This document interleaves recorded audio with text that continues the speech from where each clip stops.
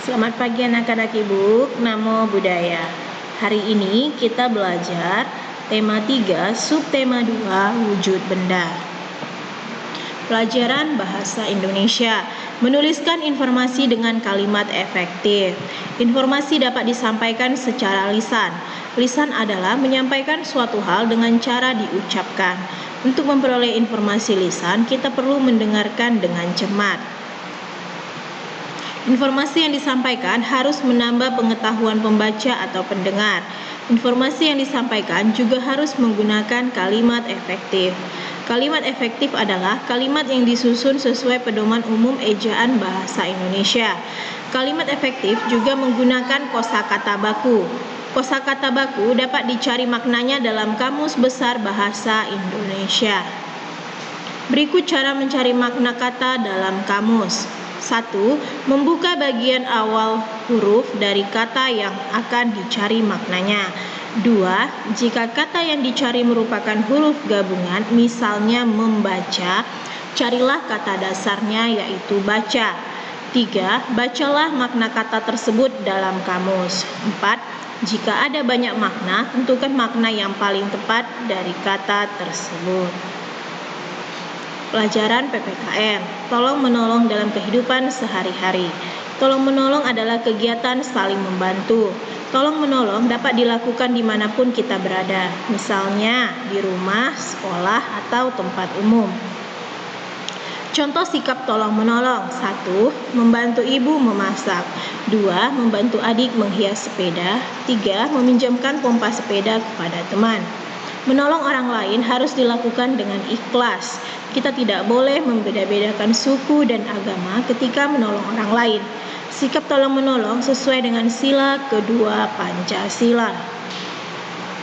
Tolong menolong telah menjadi ciri khas bangsa Indonesia. Tolong menolong dapat dilakukan untuk kepentingan bersama, misalnya memperbaiki pos kamling, jalan, atau jembatan. Manfaat tolong menolong adalah sebagai berikut. 1. Meringankan kesulitan orang lain. 2. Membuat pekerjaan lebih mudah dan cepat selesai. 3. Mempererat hubungan dengan orang lain. 4. Menumbuhkan rasa persaudaraan. 5. Mempererat rasa persatuan dan kesatuan. Pelajaran matematika. Kesetaraan satuan panjang kilometer dan meter. Selain satuan panjang meter, sentimeter, dan milimeter, ada satuan panjang lain yang banyak digunakan sehari-hari, yaitu kilometer. Satuan panjang kilometer biasa digunakan untuk menyatakan jarak suatu tempat ke tempat lainnya. Hubungan antara satuan panjang kilometer dan meter adalah sebagai berikut. 1 kilometer sama dengan 1000 meter. Perhatikan contoh berikut. 1. 3 km sama dengan titik-titik meter. 2. 2 km ditambah 275 meter sama dengan titik-titik meter. Penyelesaiannya, nomor 1. 3 km sama dengan 3 dikali 1000 meter. Hasilnya adalah 3000 meter. Nomor 2. 2 km ditambah 275 meter. 2 dikali 1000 meter ditambah 275 meter. Hasilnya 2000 meter ditambah 275 meter sama dengan 2275 meter. B. Pengukuran berat benda dengan satuan baku. Untuk menentukan berat suatu benda dengan satuan baku dapat digunakan alat yang disebut timbangan. Ada berbagai jenis timbangan sesuai dengan kegunaannya masing-masing. Perhatikan beberapa jenis timbangan berikut. Yang pertama itu timbangan berat badan.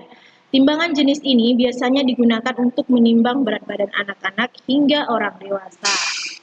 Yang kedua, timbangan neraca. Timbangan jenis ini biasanya digunakan untuk menimbang perhiasan. Yang ketiga, timbangan rumah tangga. Timbangan jenis ini biasanya digunakan untuk keperluan rumah tangga seperti menimbang bahan-bahan kue. 4. Timbangan bebek. Timbangan jenis ini biasanya digunakan di pasar untuk menimbang buah, sayur, telur, tepung terigu, dan sebagainya. 5. Timbangan digital.